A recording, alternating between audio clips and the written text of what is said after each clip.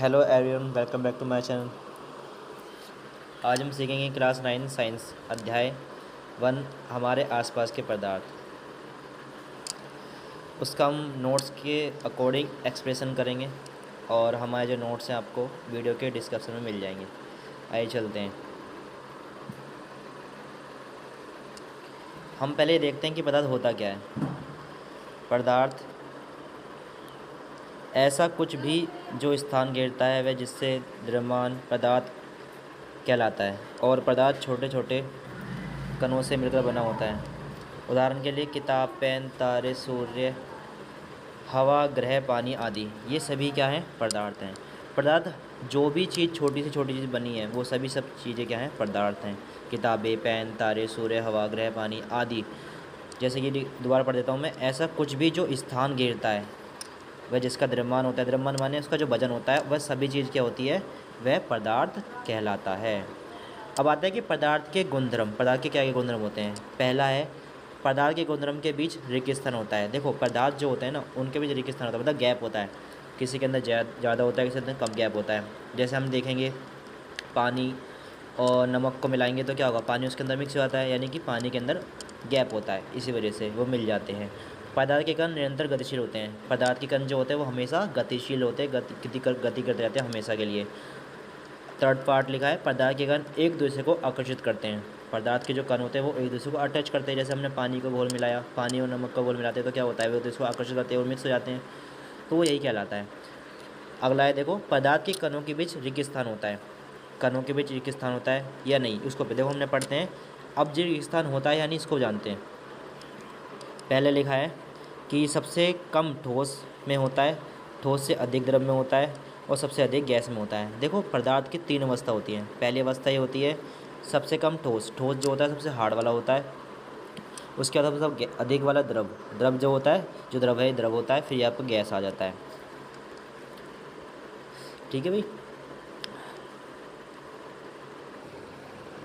आगे हम पढ़ेंगे कि पदार्थ के कण निरंतर गतिशील होते हैं। पदार्थ के जो कण होते हैं वो हमेशा गतिशील रहते हैं। देखो क्या लिखा है, पदार्थ के जो कण होते हैं वो हमेशा गतिशील ऊर्जा होती है। तापमान बढ़ने पर कणों की गति ऊर्जा तेज हो जाती है, क्योंकि गति ऊर्जा अधिक हो जाती है। देखो, पदार्थ के जो कण होते हैं ना, जैसे टेम्परेचर बढ़ेगा या तो टेम्परेचर कम होगा। जैसे कोई वस्तु है, जैसे पानी है, पानी को अगर हम नॉर्मल कमरे के तापमान पर रखेंगे तो क्या होगा? वैसा का वैसे ही रहेगा। लेकिन जैसे ही उसे उबालेंगे तो क्या होगा? उसका टेम्परेचर बढ़ जाएगा पानी का, तो वो उबालने लगेगा। आगे चलते हैं, कणों की गति। अब हम देखें, कणों की गति सबसे कम जो होती है वो ठोस के अंदर होती है, फिर द्रव मध्यम में होती है, जो द्रव होता है उसके अंदर सबसे कम होती है, सबसे अधिक जो होती है गैसों के अंदर होती है। आगे चलते हैं, सबसे अधिक होती है गैसों में, क्योंकि गैस जो होती है जिस अवस्था में आप रह जाओगे उसको वो गैस अवस्था उसी में अवस्था में वो आ जाएगी। आगे लिखा है थर्ड पार्ट। पदार्थ के जो कण होते हैं वो एक दूसरे को आकर्षित करते हैं, यानी कि अटैच करते हैं। कणों के बीच आकर्षण बल होता है। देखो, हमें जानते हैं जो कण होते हैं वो एक दूसरे को अटैच करते हैं। क्यों अटैच करते हैं? क्योंकि कणों के बीच क्या होता है? आकर्षण बल होता है। ठीक है, अटैचमेंट बल होता है, फोर्स होती है। ठीक है, सबसे अधिक होता है ठोस के अंदर। ठीक है, फिर दूसरा होता है गैस, उससे कम होता है गैस के अंदर, नहीं उससे कम होता है द्रव के अंदर, सॉरी, सबसे कम होता है गैसों के अंदर। ठीक है बेटा, आगे चलते हैं। अब हम जानेंगे ठोस, द्रव और गैस ये होते क्या हैं, इनके बारे में जानेंगे। देखो, जो ठोस होता है उसका आकार निश्चित होता है। ना तो हम उसे ना तो हम उसे बदल सकते हैं, ना उसे हम उसका आकार चेंज कर सकते हैं। और जो ठोस होता है उसकी विमाएँ भी सेम होती हैं। वो कठोर होता है, उसे हम असंपीड़ित यानी कि उसे हम संपीड़ित नहीं कर सकते। ठीक है। निश्चित आयतन, जो उसका आयतन है वो हमेशा निश्चित है, जैसे मेज होगी, ठीक है, ईंट हो गया, ये सब। आगे देखते हैं द्रव क्या होता है। द्रव क्या होता है? ना तो इसको कोई आकार, जैसे हम पानी है, पानी को जैसे बोतल में रखेंगे तो क्या होगा? वो बोतल का आकार ले लेगा। बर्तन में रखेंगे तो बर्तन का आकार ले लेगा, तो उसका आकार भी होता है। उसके अधिक है विमाएँ। इसकी जो विमाएँ होती है वो भी, ठीक है, अनिश्चित विमाएँ, उसकी विमाएँ भी कुछ नहीं होती। ठीक है, और निश्चित आकार होता है, आयतन होता है। ठीक है, कम संपीड़ित होता है, जैसे पानी है, दूध है, ये सब उसके एग्जाम्पल्स हैं। आगे देखेंगे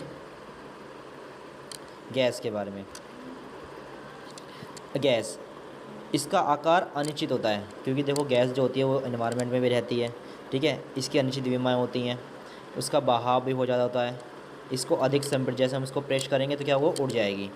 इसका अनिश्चित आकार, इसका कोई आयतन नहीं होता, जैसे ऑक्सीजन हो गई, मीथेन हो गई, जी गैसें हैं जिसका कोई आकार वह नहीं होता है, ना तो इसका आयतन होता है। हमारा नेक्स्ट टॉपिक है तापमान में परिवर्तन का प्रभाव। अगर किसी चीज़ में तापमान चेंज कर दिया जाए तो उसमें क्या प्रभाव पड़ता है। पहले देखेंगे गलनांक क्या होता है, गलनांक बिंदु क्या होता है। देखो गलनांक बिंदु क्या होता है। गलनांक बिंदु किसी ठोस, ठीक है, किसी ठोस का वह तापमान जिस पर वह अपनी ठोस अवस्था से पिघलकर द्रव अवस्था में परिवर्तित हो जाता है, उसे हम उसका गलनांक बिंदु कहते हैं। देखो जैसे अगर मैं बात करूं, ठोस है, जैसे अगर आप लोहे को देखोगे, लोहे को अब जब गर्म करा जाता है तो 100 डिग्री सेल्सियस के अंदर वो क्या होता है, वह पिघल जाता है। तो वह ठोस जो है वो ठोस जो है वो जिस तापमान पर, ठीक है बेटा, जिस तापमान पर पिघल कर वह द्रव अवस्था में आ रहा है तो उसे हम बोलेंगे उसका गलनांक बिंदु।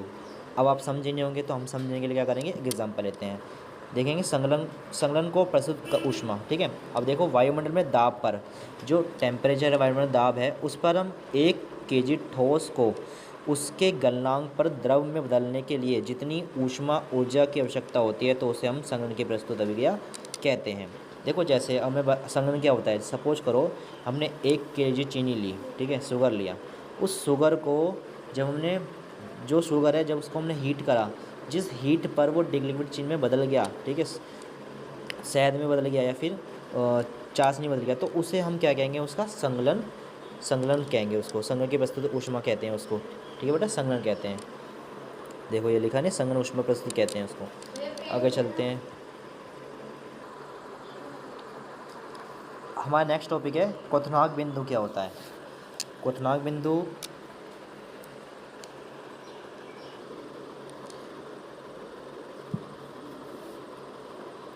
आगे देखेंगे क्वथनांक बिंदु क्या होता है।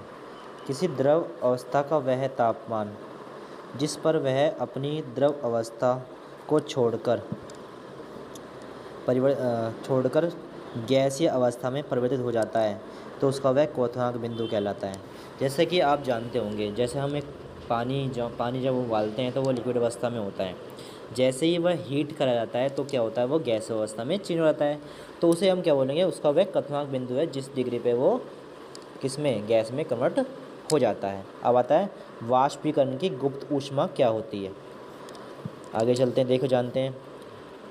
वायुमंडल दाब पर 1 kg द्रव को उसके क्वथनांक बिंदु पर गैस अवस्था में बदलने के लिए जितनी ऊष्मा की ऊर्जा की आवश्यकता होती है उसे वाष्पीकरण की गुप्त ऊष्मा कहते हैं।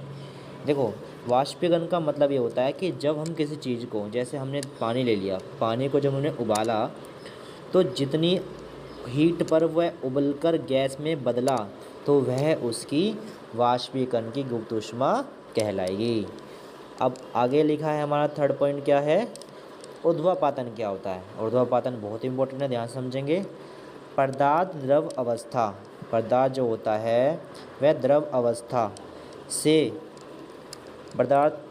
अवस्था से बिना ठोस अवस्था में सीधे गैस अवस्था में बदल जाता है। पदार्थ जो है द्रव अवस्था में परिवर्तित हुए ना, जैसे ठोस पदार्थ है, वो ठोस पदार्थ जो द्रव में ना बदल कर सीधा गैस में बदल जाता है तो उसे हम बोलते हैं ऊर्ध्वापातन। अब इसके एग्जाम्पल क्या है ऊर्ध्वापातन, जैसे आप कपूर ले सकते हो। कपूर देखा होगा आपने, जब हम पूजा पाठ करते हैं तो कपूर क्या होती है, वो सीधा ठोस से गैस में बदल जाती है। और एक आगे लिखा है नेक्स्ट टॉपिक, देखो नेपथोलीन की गोलियाँ। जैसे आप देखो फिनाइल की गोलियाँ हमने यूज़ करते हैं हम घरों में कपड़ों को सही से सेफ्टी रखने के लिए, तो वो भी उसी का इसका उदाहरण है। अब आगे पढ़ेंगे निष्पेक्षण क्या होता है। निष्पेक्षण क्या होता है, निष्पेक्षण देखेंगे, गैस से सीधा ठोस बनने की प्रक्रिया को निष्पेक्षण कहते हैं। देखो ठोस से सीधा गैस में बदलती है तो उसे हम ऊर्ध्वापातन कहते हैं। जब गैस से सीधा ठोस में बदलती है तो भी उसे क्या कहते हैं, निष्पेक्षण कहते हैं। आगे चलते हैं, आगे लिखा है नेक्स्ट टॉपिक हमारा है उच्च बनाने की प्रक्रिया। उच्च मतलब जब ठोस को गर्म करने पर सीधे वाष्प में बदलना तथा ठंडा करने पर बिना द्रव अवस्था से गुजरे वाष्प का में बदला जाता है, उसे ऊर्ध्वापातन कहते हैं। ये हम पढ़ भी आ चुके हैं, हम दोबारा रिवाइज कर लेते हैं। कि ठोस को गर्म करके जब हम सीधा गैस में बदल जाते हैं तो उसे हम ऊर्ध्वापातन कहते हैं। इसके एग्जांपल क्या हैं, जैसे कपूर हो गया, अमोनियम क्लोराइड हो गया और नेफ्थलून की गोलियां हो गई, जिसे हम फन्नी की गोलियां भी कहते हैं। आगे चलते हैं नेक्स्ट टॉपिक पर। आगे लिखा है, आगे पढ़ते हैं हम, दबाव बदलकर। अगर हम किसी चीज़ को प्रेशर करते हैं, किसी चीज़ पे हम दबाव डालते हैं, तो क्या वह चेंज हो सकती है, क्या उसकी अवस्था चेंज हो सकती है? आइए जानते हैं। यदि हम एक सिलेंडर में गैस को संपीड़ित कर यानी प्रेस करते हैं, तो उसके जो कणों के बीच की दूरी है वो कम हो जाती है। जैसे हमने देखा होगा, जब हम किसी चीज़ को प्रेस करते हैं, दबाते हैं, जैसे हमने देखा होगा गुब्बारा, जो गुब्बारा होता है, गुब्बारे को जब प्रेस किया जाता है क्या होता है, उसकी जो अवस्था है, जो गैस की अवस्था है वो क्या होती है, वो गुब्बारा जो फट जाता है, यानी कि जो उसके कण है वो अटैच में आ जाते हैं और वो क्या करते हैं, वो सक्रिय होकर इन्वायरमेंट में चले जाते हैं। तो दबाव बदलकर हम किसी चीज़ को चेंज कर सकते हैं। जैसे गैस द्रव्यभूत हो जाती है पूर्व सूखी, जैसे सूखी बर्फ, जिसे हम ड्राई आइस भी बोल सकते हैं। जो ड्राई आइस होती है कार्बन डाइऑक्साइड के अकॉर्डिंग क्या होती है, बनती है। आगे चलते हैं। हमारा नेक्स्ट टॉपिक है वाष्पीकरण क्या होता है, इसके डेफिनेशन जानते हैं।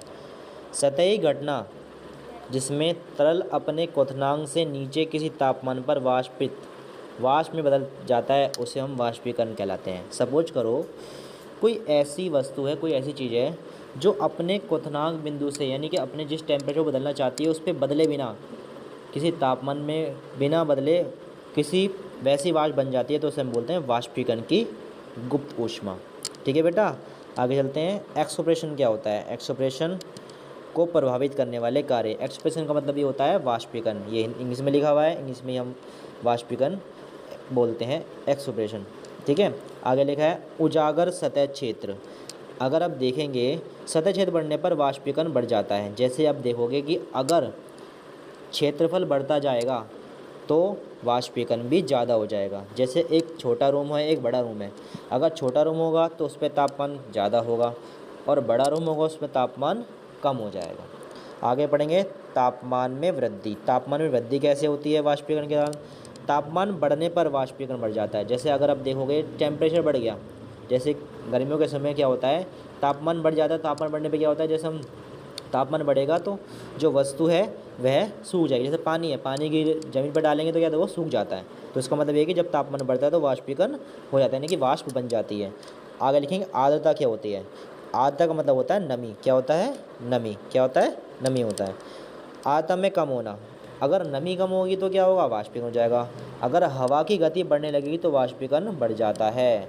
जैसे ही हवा बढ़ने लगती है तो वाष्पीकरण की दर ठंडी हो जाता है, क्योंकि इसका कारण ये है कि जो सतह है वो ठंडा हो जाता है, जो ज़मीन है वो ठंडी हो जाती है और वाष्पीकरण जल्दी होने लगता है। आगे चलेंगे नेक्स्ट टॉपिक पर। आगे हम जानेंगे नेक्स्ट टॉपिक वाष्पीकरण में कूलिंग कैसे देता है। ये कूलिंग होगा, क्या होगा, कूलिंग होगा, लेंगे कूलिंग, बेटा कूलिंग नहीं हुआ। बनने का क्या कारण है? देखो पहला कारण ये है,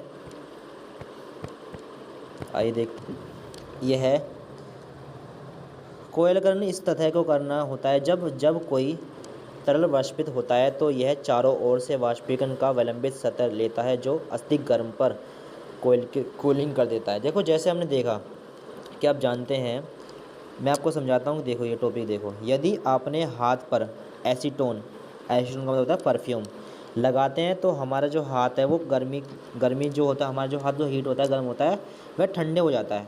इसका कारण ये है कि जो एसीटोन होता है, एसीटोन के अंदर जो कुछ ऐसे पदार्थ होते हैं जो हमारे हाथ के टेम्परेचर को चेंज करके हमें ठंडक पहुँचाते हैं, कूलिंग पहुँचाते हैं।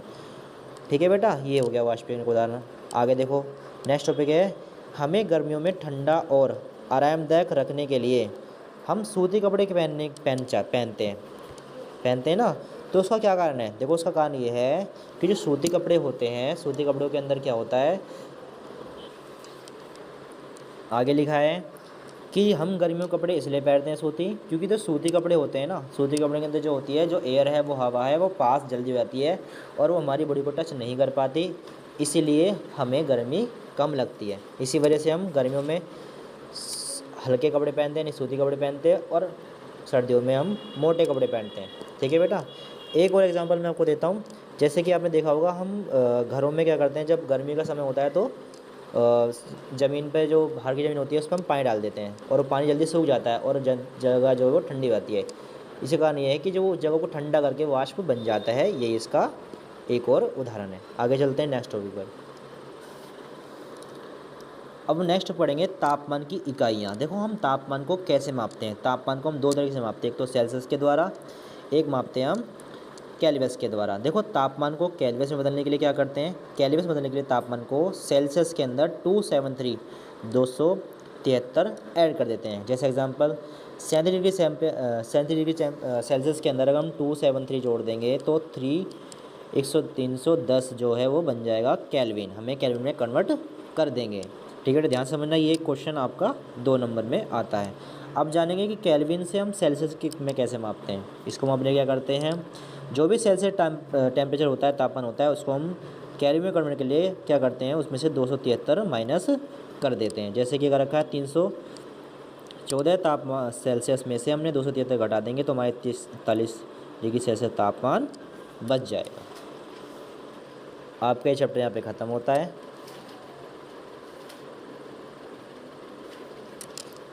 Thank you so much.